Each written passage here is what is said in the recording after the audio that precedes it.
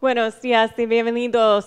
Hello, good morning and welcome. It is a beautiful day at Cedar Lane Unitarian Universalist Church.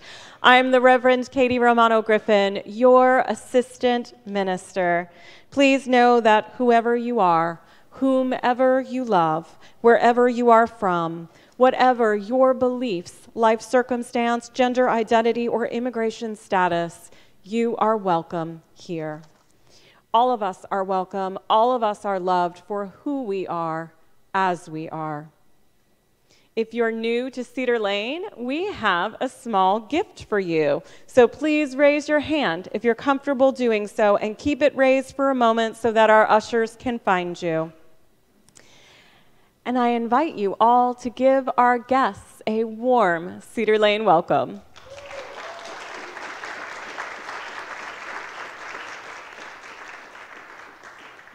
A special welcome to those Cedar Laners far and wide who are streaming this service live or catching up with us later. Please know that you are with us. You are in our hearts today as you are in your sick beds, in your hospital room, or in your hotel room somewhere in the globe or somewhere else. And if we can, let's just give them a wave. All are invited to stay after the service to enjoy coffee, bagels, and donuts, with conversation, of course. Visitors, if you choose to use a yellow mug, our members and friends will be sure to greet you, because at Cedar Lane, yellow means hello. I'd like to draw your attention to the announcements page in your order of celebration. This is a vital and engaged community, and there are lots of ways for you to connect more deeply with fellow congregants or with your own understanding of what is holy. We have a special, inanimate, yet holy visitor with us today. It is this traveling stole. As a minister, when a congregation chooses to call us from the laity into professional ministry, we are gifted with a stole that represents the mantle of ministry. So as Unitarian Universalist ministers, each time we put a stole on, we are saying that we represent the laity. We hold your joys and sorrows. We hold all the responsibilities that you bestow upon us. This is the mantle of ministry, and this stole is traveling to 52 ministers of color in 52 weeks this year, and it is with us here at Cedar Lane. We also have a very special musical guest today, Unitarian Universalist musician Peter Mayer.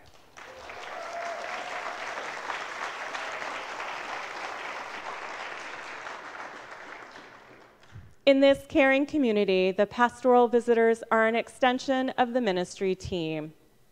Phil Smith is today's on-call pastoral visitor and will be available during the service as well as after the service at the Joys and Sorrows Candles table. Please don't hesitate to reach out to Phil if you would like some support.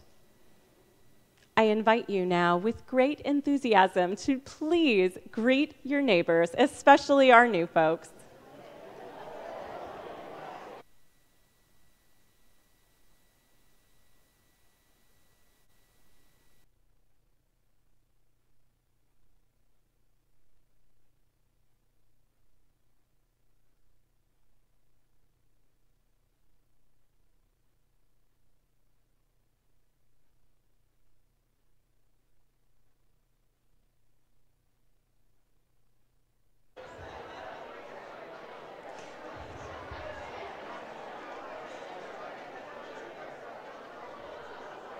Let us bring this joy and enthusiasm of our meeting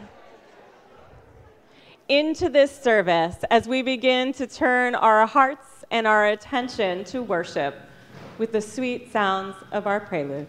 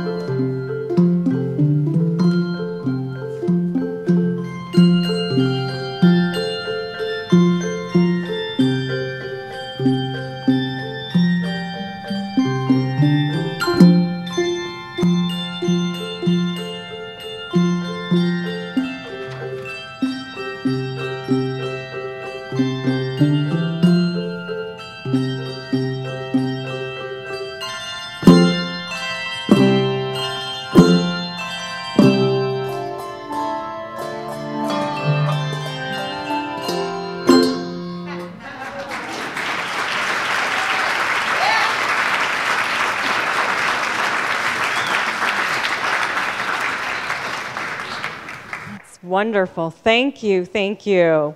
I invite you to rise in body or spirit as members of our very vital and active UU Jewish Affinity Group come forward to kindle the menorah. And Todd Chernikoff is going to share the Hebrew words for the lighting, and you're invited to say them in English. The words will be printed on the screen. And I'm also going to invite Sandy Shaw to come on up, because right after we kindle the menorah, we're going to light our chalice together, reciting the chalice words together as well.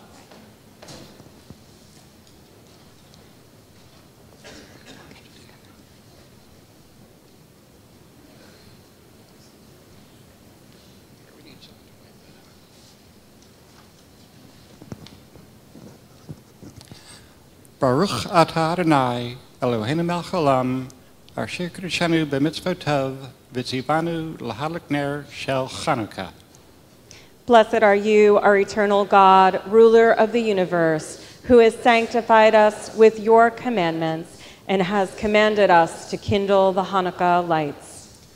Baruch atah Adonai, Eloheinu melech haolam, she'asa nisim l'avotenu v'ayimim hahen l'azman hazeh. Blessed are you, our eternal God, ruler of the universe, who made miracles for our ancestors in those days at this season. Thank you. And Sandy, as Sandy comes forward to help light the chalice, let us read the words also on the screen. For the wonder and inspiration we seek from sun and stars and all the lights of the heavens, we light this chalice. Thank you all for this holy moment. You may be seated.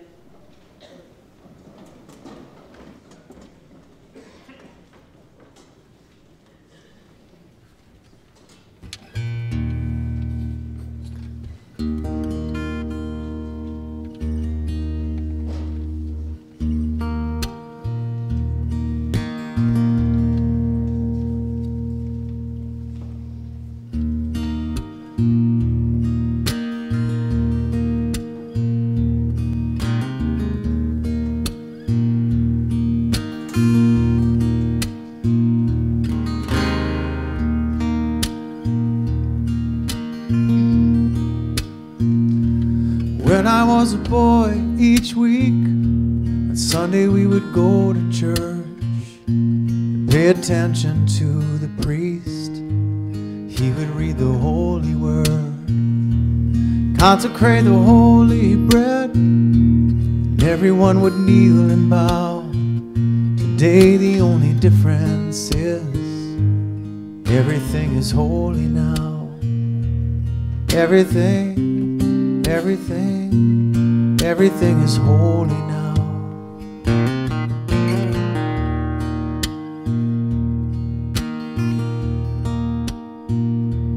When I was in Sunday school, we would learn about the time Moses split the sea in two. Jesus made the water wine.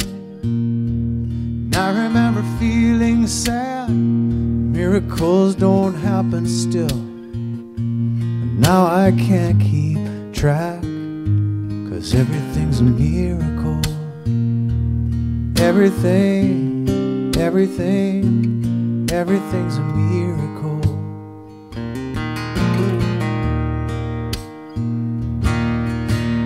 Wine from water is not so small, but an even better magic trick is that anything is here at all.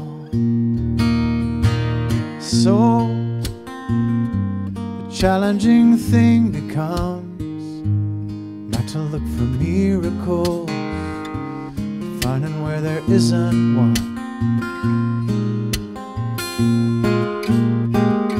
holy water was rare at best. It barely wet my fingertips, but now I have to hold my breath like I'm swimming in a sea of it.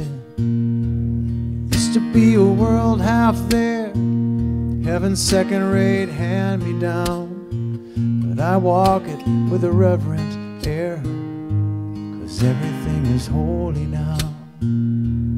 Everything, everything, everything is holy now.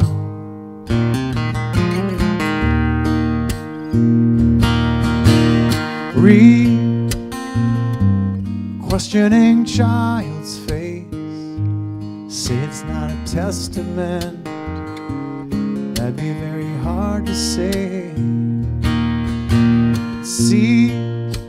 See another new morning come, say it's not a sacrament, I tell you that it can't be done.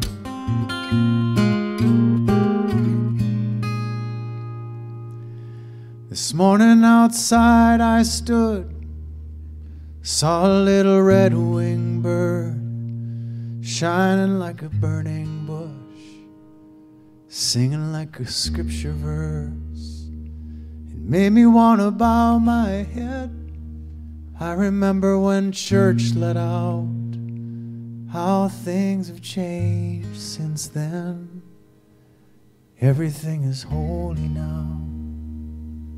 Used to be a world half there, heaven's second-rate hand-me-down, but I walk it with a reverent air, 'cause everything is holy now.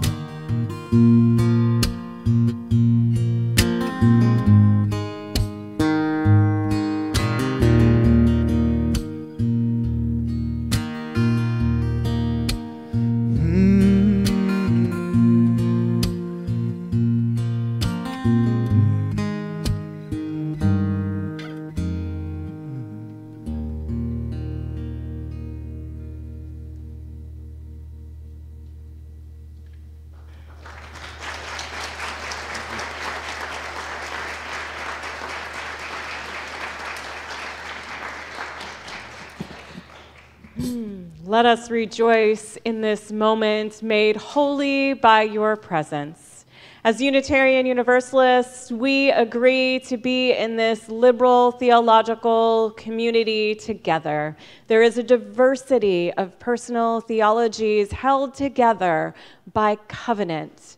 What is most holy to us is not a creed, but our living agreement of how we choose to be together in community. So as we prepare to welcome 3 new members today, let us also remember that at these times we recovenant with each other, making this moment so incredibly precious. The Reverend Dr. John Wolfe said it best when he stated that people choose to become members of Unitarian Universalist congregations because it's a place where children can learn that religion is for joy, comfort, gratitude, and love. It is a place where walls between peoples are torn down rather than built up. It is more concerned with human beings than dogma. It searches for the holy rather than dwelling upon the depraved. It calls no one a sinner, yet knows how deep the struggle in each person's heart is and how great the hunger for what is good. It calls us to worship what is truly worthy of our sacrifice. Wolfe continues, there's only one reason for joining a Unitarian Universalist church, and it is to support it. Hello, good morning. Oh, the mic came right on. That's great.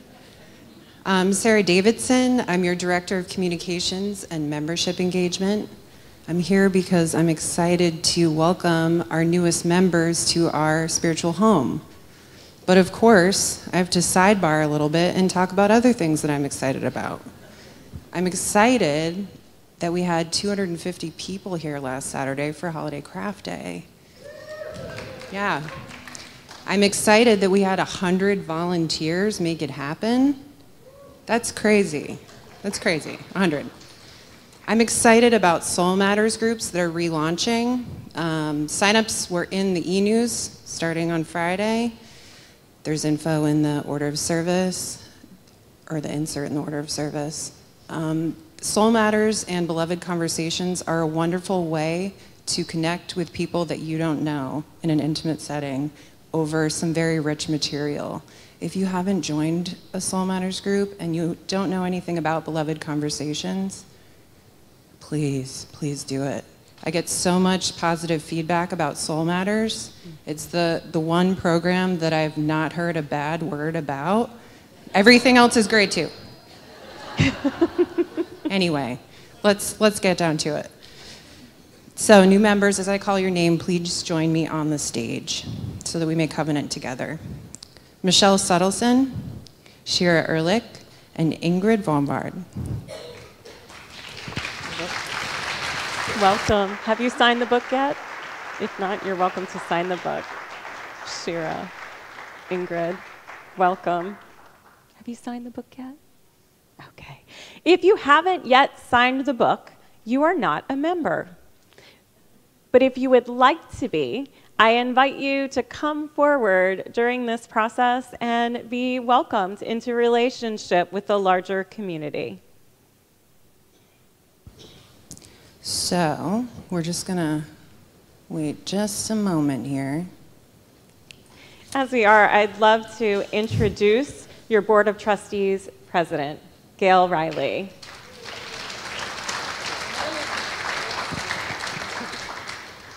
So new members, good, you've got your papers. Could you please read the affirmation that's printed on the insert?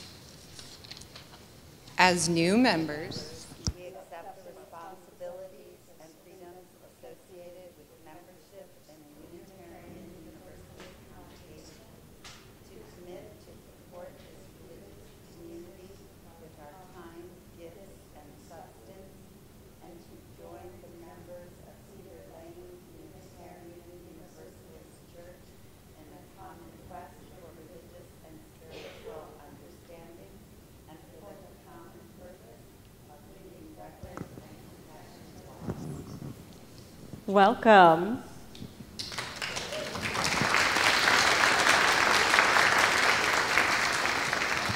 And now it's time for the congregation to welcome our new members. So I would ask everyone if you would please stand in body or in spirit as we say together the words of the Congregational Affirmation. They're on your screen and also on the insert in your program.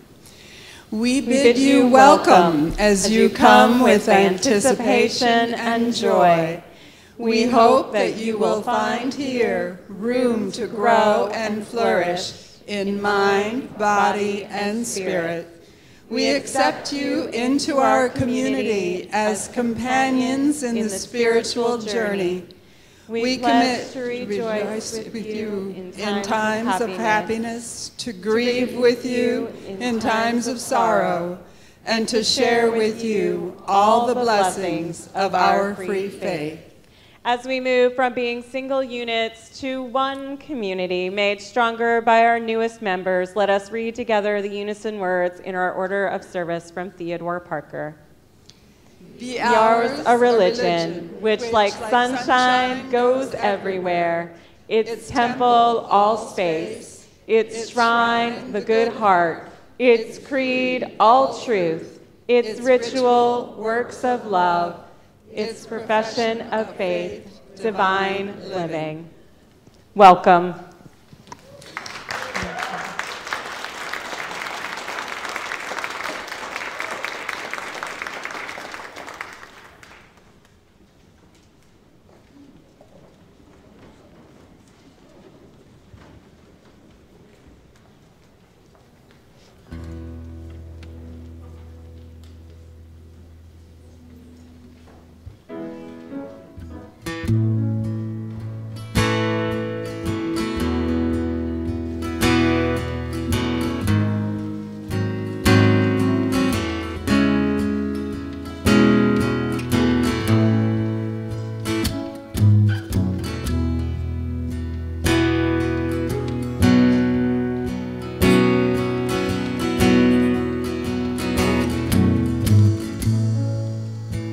The ceiling is high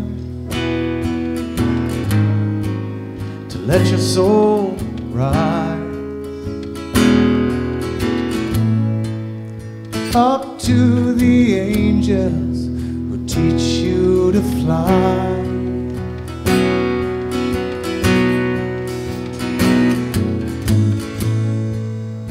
And when you're weary of clouds, it helps you back down and welcomes you home to this hallowed ground. It's gilded in gold, gilded in rust, for heaven below, heaven above, the heaven we know. Here in this world, here in our holy church of the earth, church of the earth.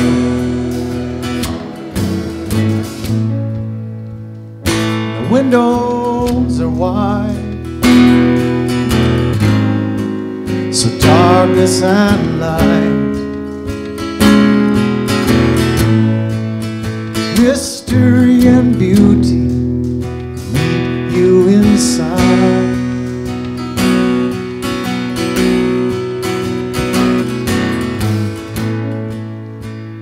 There's room enough to hold all of us who gather in friendship, gather in love. It's gilded in gold, gilded in rust, for heaven below, heaven above, the heaven we know. Here in this world, here in our holy church of the earth, church of the earth, church of life, ancient and right, life that is shine, life that we share. This is our prayer, that we may always find the heaven we see here at our feet, here in this sunlight, in his heartbeat. It's gilded in gold, gilded in rust, for heaven below, heaven above, the heaven we know. Here in this world, here in our holy church of the earth, it's gilded in gold, gilded in rust, heaven below, heaven above, heaven we know. Here in this world, here in our holy church of the earth, and heaven we know. Here in this world, and here in our holy church of the earth, church of the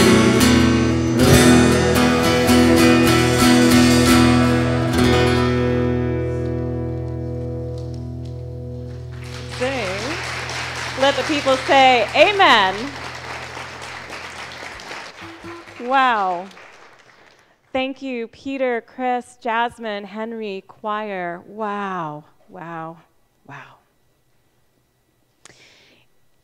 Each week we gather not for our needs, alone, but to bear witness to the joys and triumphs, our sorrows and disappointments. In this circle of care, we come together as companions on this life's journey. When I hold up my arms, I invite you to say, we hold you in our hearts. If you are living through the small and extraordinary milestones of life, we hold you in our hearts. If parenting is your primary spiritual practice, we hold you in our hearts. If you live with or care for someone with grief or chronic pain, we hold you in our hearts. If you are struggling with illnesses seen and unseen, mental illness or addictions, we hold you in our hearts. If you've suffered abuse or injustice, we hold you in our hearts.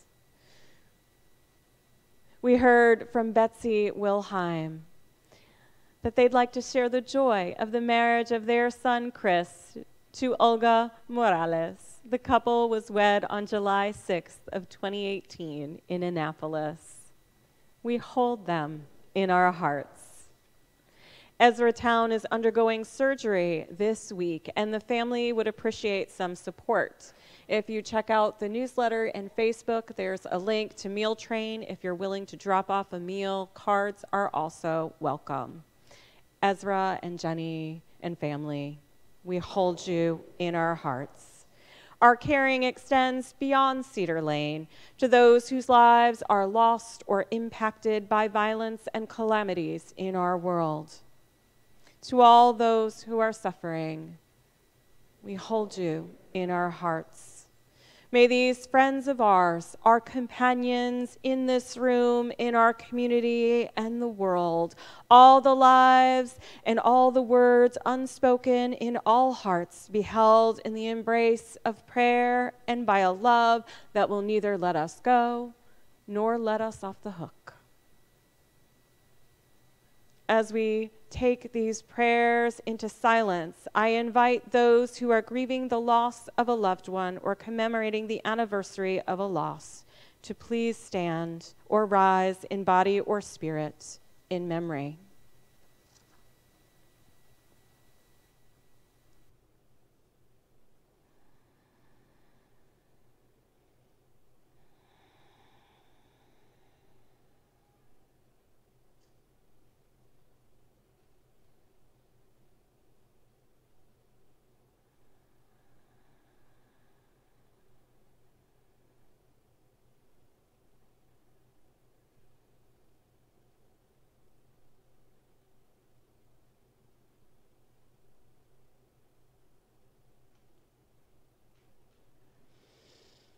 Beautiful ones, children of the holy mystery, may all hearts be lifted, may all hearts be restored. May it be so. Amen, and blessed be.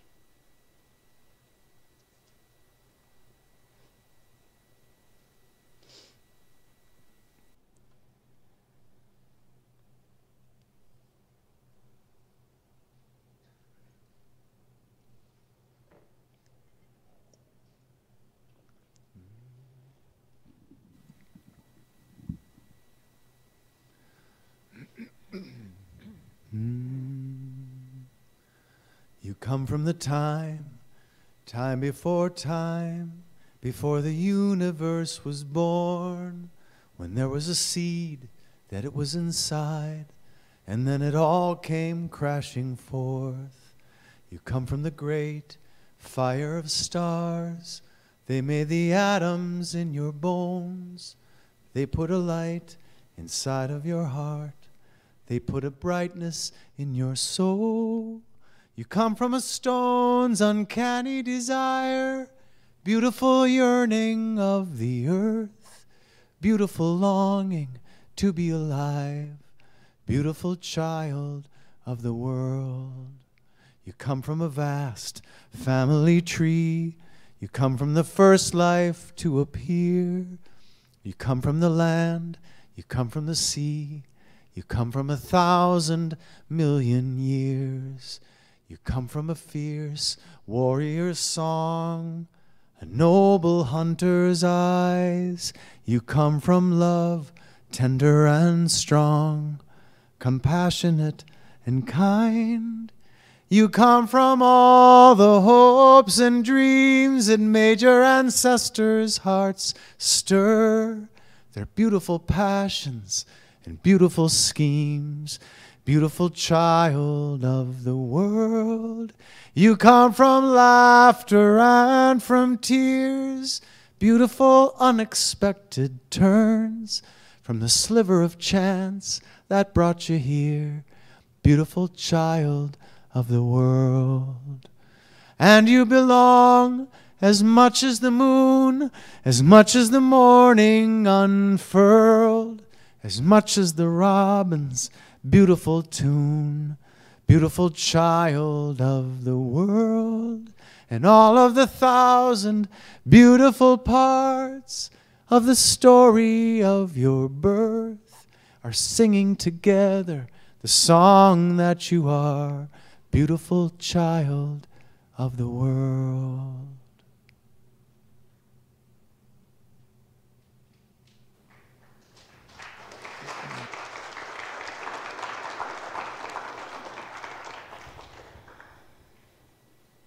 Beautiful child of the world, the good news of our Universalist message is that we are, each and every one of us, born of original blessing, not original sin. Our beauty grows with time and remains untouchable. Let us be united in spirit with today's reading. Let us be united in the spirit of aspiration and gratitude, eternal light towards whose quickening dawn all generations yearn. We lift our hearts in gratitude for all true ministry, for those of every time and place who take upon themselves all suffering along the way, who are quick to search out first glimmerings of the justice and mercy that sleeps deeply in human hearts, who would make of their own lives a pathway to the light. May this ministry, here begun, be quickened with the understanding for all human frailty.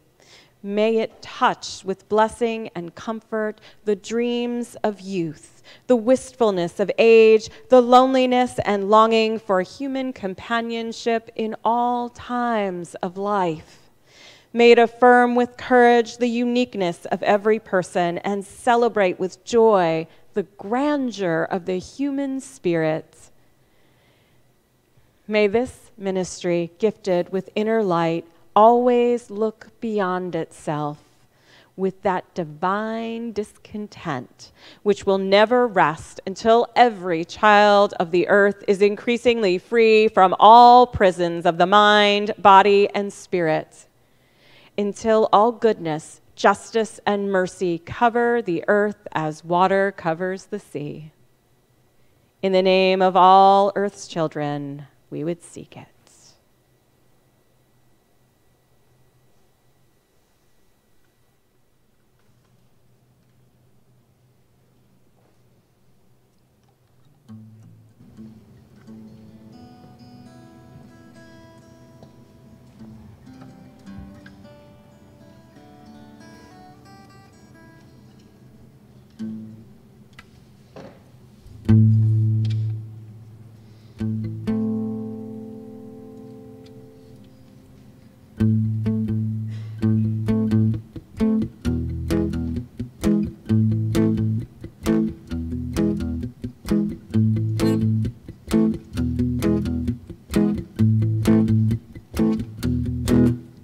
The sun once went around the earth according to the Holy Church, which helped to reassure people that they were the center of the universe. One day His Holiness the Pope met a man with a telescope and said, "Hey, Mr. Galilei, what does your spyglass say?" And the scientist spoke. He said, It's really quite amazing. Entirely life-changing.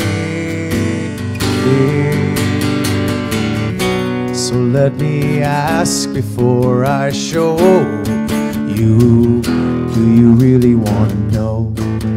Oh, do you really want to know? Oh, Emma read the Bible for direction. She said she was a child of heaven, and that the human race came from a higher place, from the angels descended. She wound up marrying her cousin. He was a thinker of a husband, lost in thought she'd find him. Say, Charlie, what you write? Darwin looked up and said, it's really quite amazing. Entirely life-changing. So let me ask before I show you, do you really want to know? Oh, do you really want to know? Oh, do you really want to? Let knowledge like a breeze in through the door of your belief, blow through the rooms and the corridors, not cherished heirlooms to the floor. That wind can raise the roof sometimes and leave you blinking at the sky.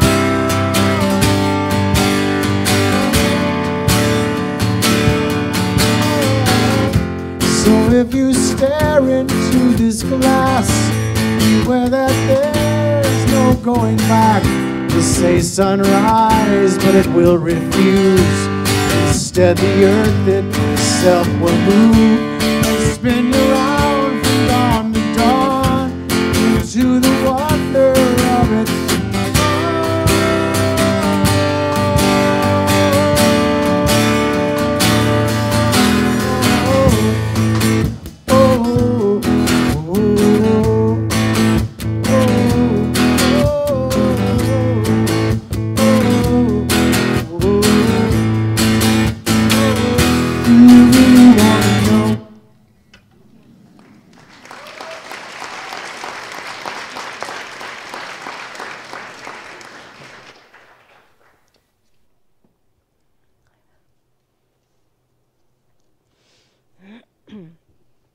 Several years ago, I read Marianne Williamson's book, A Course in Weight Loss. And one of the meditations that she offers in this book relates pounds on the body as bricks that may have been created to protect us from harm, or maybe they were created out of grief or shame or heartbreak or trauma or something else. And behind these bricks, she posits, lives our shining, authentic self, which will often peek out through the mortar between the bricks. Unitarian minister Ralph Waldo Emerson referenced this shining light beneath the bricks a long time ago in his Harvard Divinity School address. He stated that Jesus Christ belonged to the true race of prophets. He saw with open eye the mystery of the soul, drawn by its severe harmony, ravished with its beauty. He lived in it and had his being there. Alone in all history, he estimated the greatness of humanity, one man who was true to what was in you and what is in me. He saw that God incarnates itself in humanity and evermore goes forth anew to take possession of his world. He said in this jubilee of sublime emotion, I am divine. Through me, God acts. Through me, God speaks. Do you remember what it feels like to shine with the light of infinite possibility? Thanks to NPR, I've heard that between the ages of infancy and 4 years old, we operate at a genius level. And if you've interacted with a tiny person lately, you might have noticed that divine spark acting in them, shining through them as they interact with the world without any pretense for the very first time. In my life, from the ages of about 2 to 6, my oldest son, Quinn, who's now 20, he was convinced that he was Buzz Lightyear. And he lives in Florida, comes up once in a while. I feel really good telling this story. The spark of life itself shined brightly in him. I mean, he could solve any problem. He created an entire training course in our basement where he would dive, roll, and leap and defend the world from evil. And he would leap off at least 2 flights of steps in our townhome with magnificent and terrifying ease. Navigating a school system that was not designed for a child with invisible disabilities and mental illness covered his light. It dimmed his idea of what was possible for him in life. We still see that light shining through the mortar, showing up in his beautiful smile, in his kindness to others, his ability to work hard, but pieces of his shining light are deeply obscured by bricks that are made up of unkind words, subtle and overt societal messages that there was something different or wrong with him. These bricks are laid with failed tests, red ink notes, and feelings of being less than others, and mostly unwelcome in life. I imagine, like all of us, some of his bricks are self-made. This happens with all of us. We make mistakes we feel badly about, struggle with self-forgiveness, and create these bricks formed by our own hands. Adding insult to injury, my son has been picked up multiple times by police for jogging in his neighborhood, his crime being brown while exercising. Reinforcing old bricks, creating new ones, further obscuring his brilliance, magnificence, and kind-heartedness. What has covered your light? What bricks have told you that you're less than? What bricks are there because you haven't forgiven yourself for something?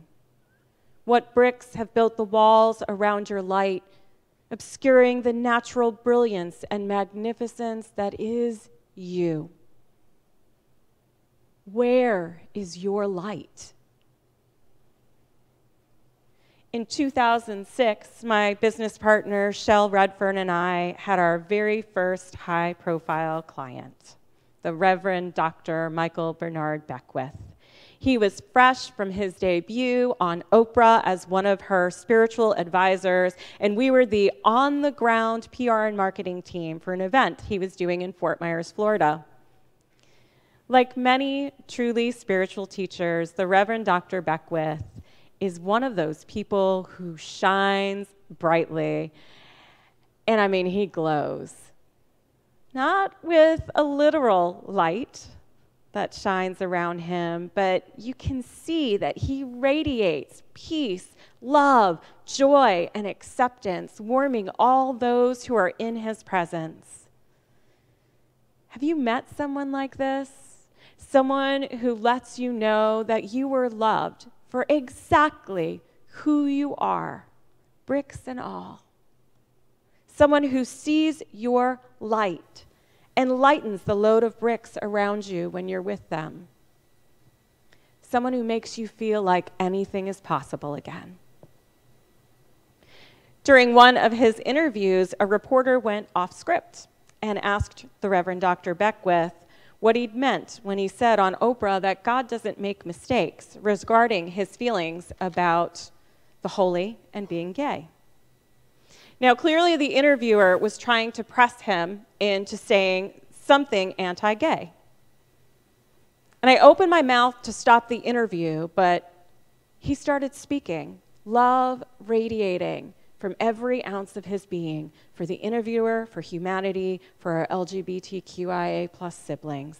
And I remember him affirming that in his theology, we are all God's creations. And to think that there's something wrong with being gay, he said, is to say that God made a mistake.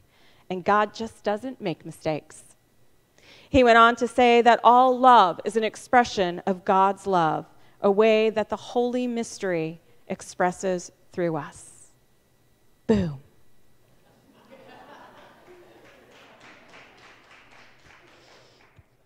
I often think about how some people's theology has harmed them or others, creating bricks in walls, obscuring lights.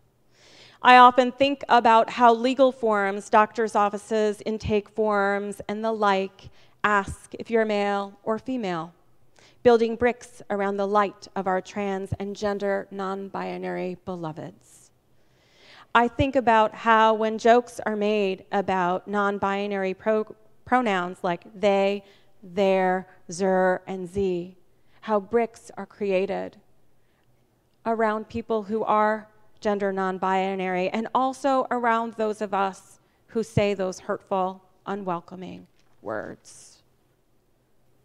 I think about new Jim Crow policies and practices that pack our prisons with people of color and people without financial means, covering bodies and spirits with real brick and mortar.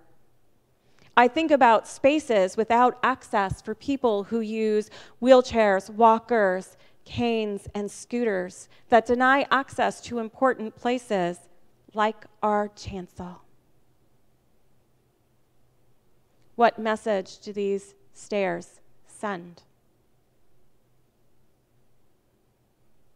We're wrapping up a capital campaign, and one of the first things on that list is making our spaces accessible and truly welcoming.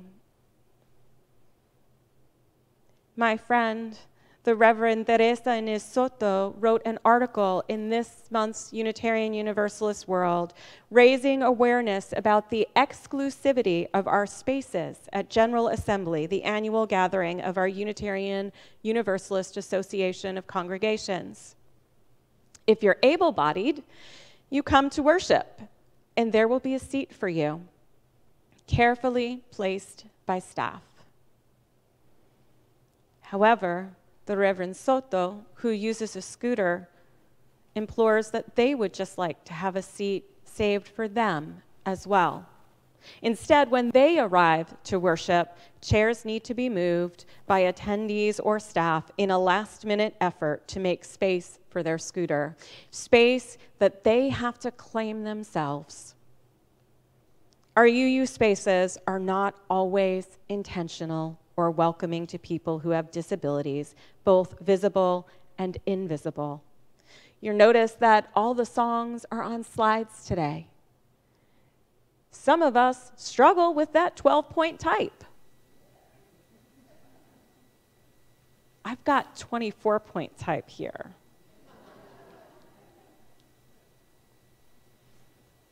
We're actually recruiting a visual arts team and some extra folks to help out our hardworking AV team so that we can continue to have large print on the screen and be more welcoming. And who knows, maybe one day we'll have someone signing so everyone knows what the words are.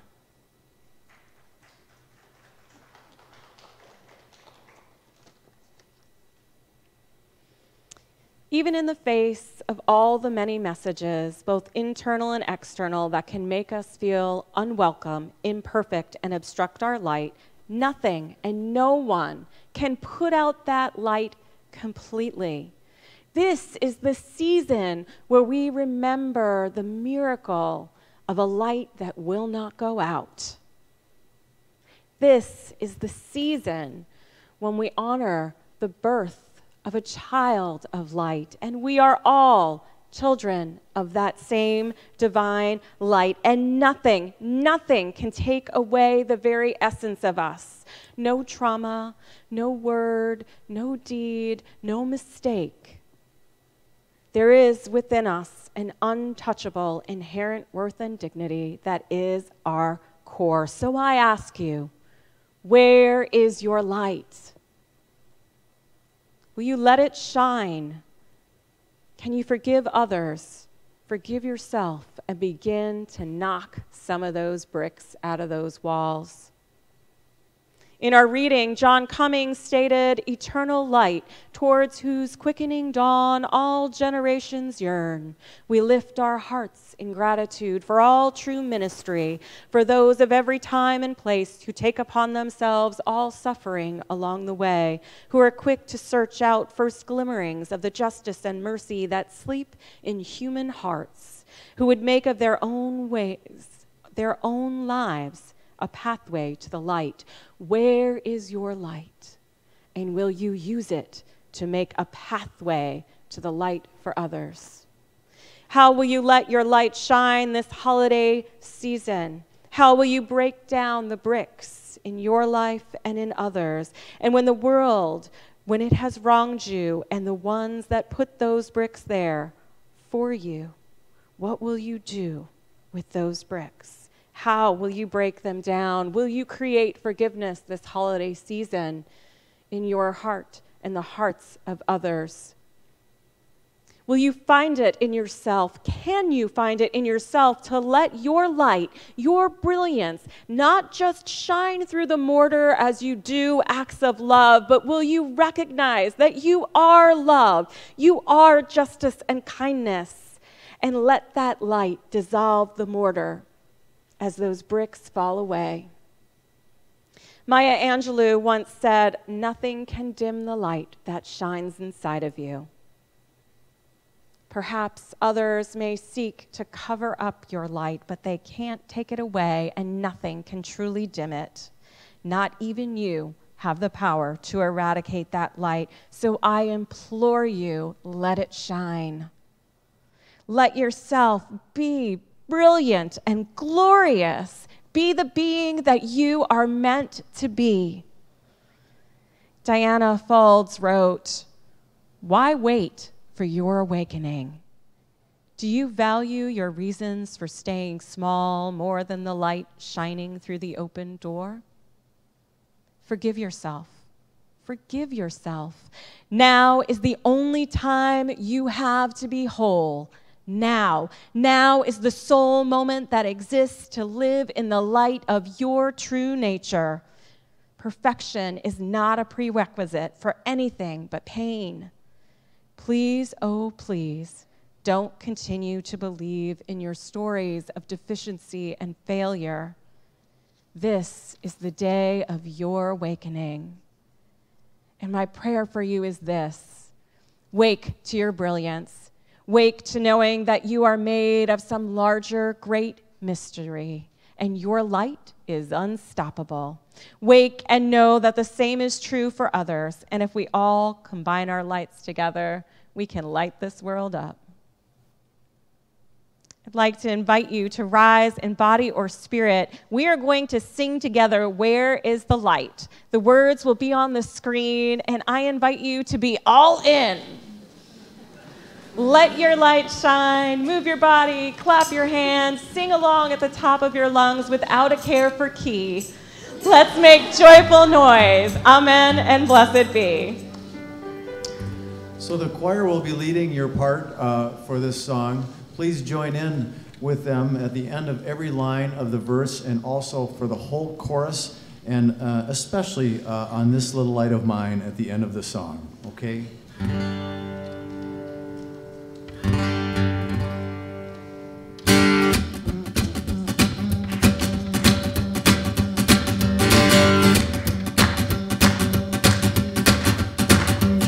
When it's a late December, dark and cold, where is the light? When old man ears are bending low, where is the light? When the sun runs up a bit too soon, where is the light? And there's nothing but a skinny moon, where is the light? Can you tell me, where is the light? Where is the light? Where is the light? Oh, the light's inside. When it's dark each morning when I ride, where is the light? And it's dark when my eggs are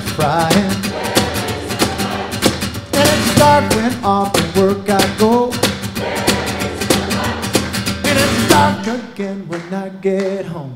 Where is the light? Can you tell me? Oh, where is the light? Where is the light?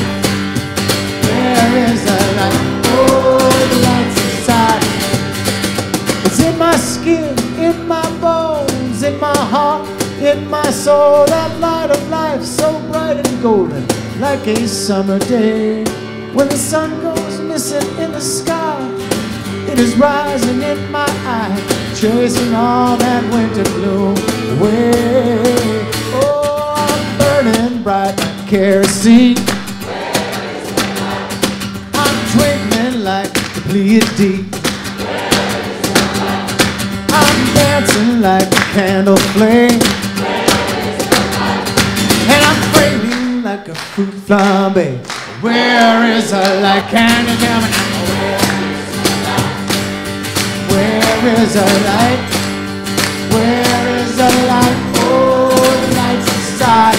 One more time. Where is the light? Where is the light? Where is the light? Oh, the light's inside of me. Here we go now. Mr. Light of mine. Oh, I'm gonna let it shine. Mr. Light of mine. It's the light of mine. I'm gonna let it shine, let it shine, let it shine, let it shine. Acapella now. It's the light of mine. I'm gonna let it shine. I'm gonna let it shine, let it. It's the light of mine. I'm gonna let it shine, let it shine. Let it shine, let it shine. One more time, you. This is light mine. I'm gonna let it shine. I'm gonna let it shine. This is light mine. I'm gonna let it shine. Let it shine. Let it shine. Let it shine.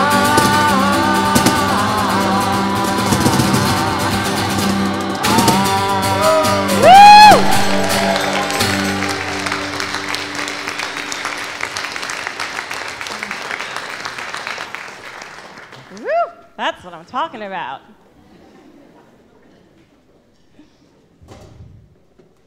As we move into this time of giving, let us bring with us this spirit of celebration. Celebration for Craft Day. Celebration for Friendsgiving, that 40 people attended Thanksgiving dinner right here at Cedar Lane. Let us celebrate our work with action in Montgomery and the minister that you sent to Baltimore to support a local activist in gaining freedom from an ICE detention center. This is the work that you support with your time, your talent, and your treasure. Today's offering will now be gratefully received.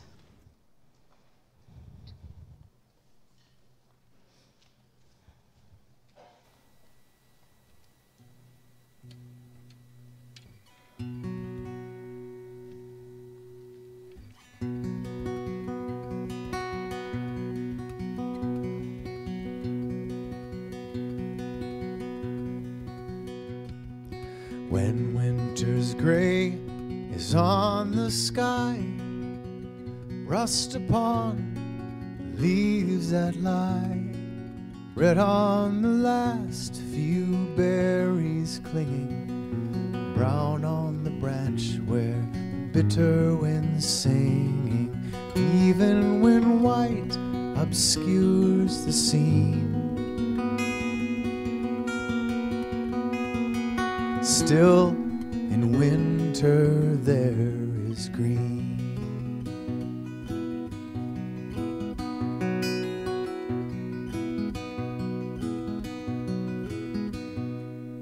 Waving defiant pine tree boughs, cedar needles stubborn and proud are hiding inside the seeds of summer, deep in the root where it sleeps under cover, patiently waiting there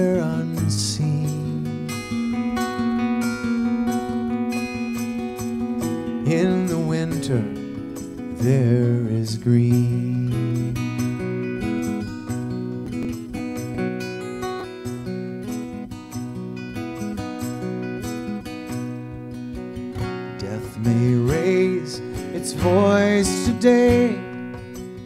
Oh, but life will have its say, speaking in lovers and in children, in poets' pens and philosophers' visions. Life is this planet's daring dream, Earth's devotion spoken in green.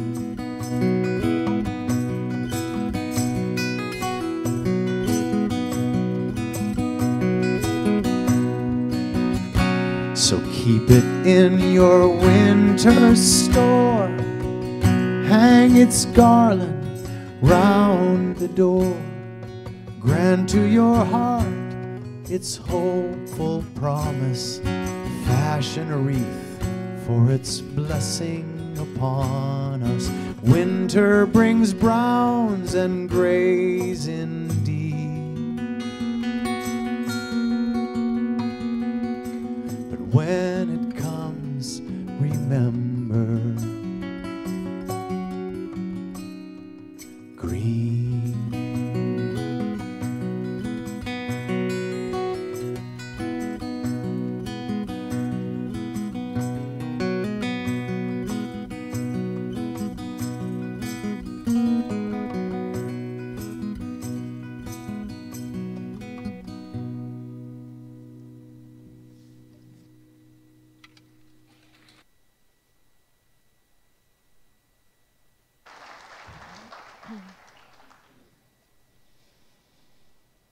What an amazing diversity in our music today, right? The bells, piano, Peter, Chris on drums, our amazing choir. Wow. Thank you, musicians, for the gifts of today.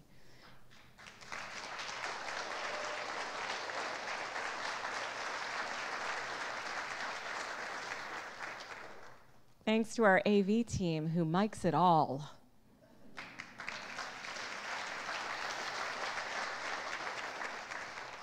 And Sarah and our ushers and our greeters at both services, and all of you, your gifts make this happen every week and so much more seen and unseen. Thank you.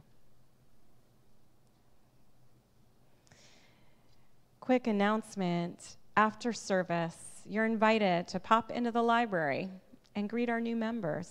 There's going to be a little reception, and there'll also be cake, which goes great with coffee. And it may be the official caterer of Cedar Lane cake, right? Costco? Maybe? No? I don't know. The unofficial caterer, right? Unofficial.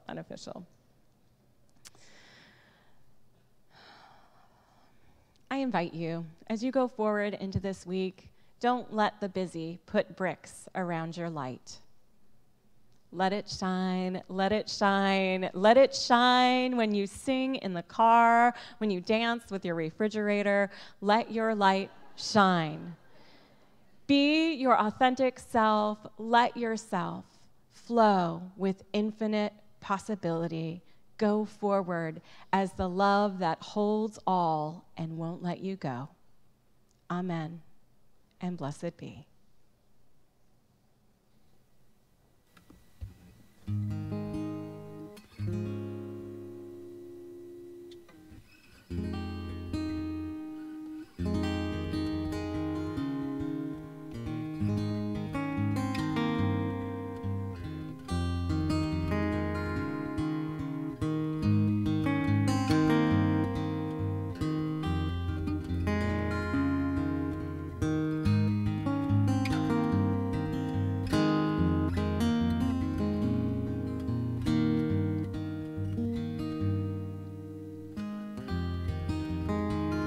Light a candle, sing a song, say that the shadows shall not cross, make an oblation out of all you lost in the longest night.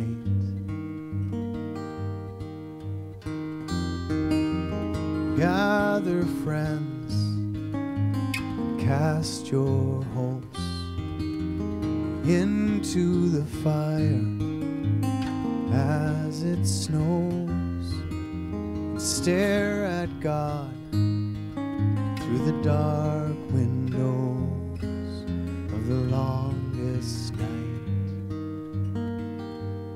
of the year.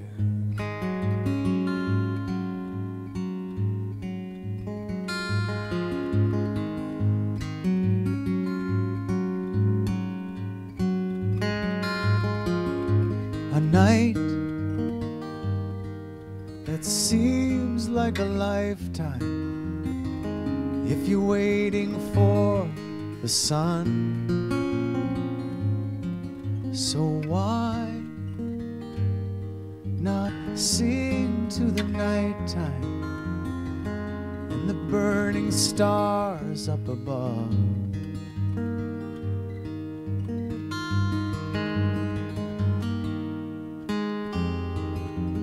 Come with drums, bells and horns. Come in silence, come forlorn. Come like a miner to the door of the longest night. For deep in the stillness, deep in the cold, deep in the darkness, a miner knows that there is a diamond in the soul of the longest night of the year.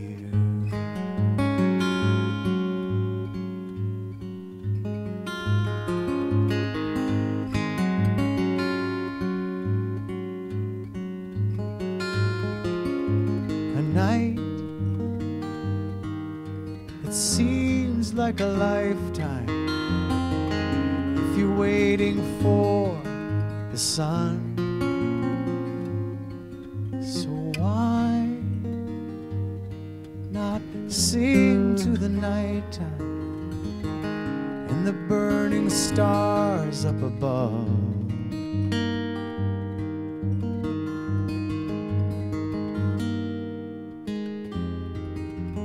Maybe peace hides in a storm. Maybe winter's heart is warm.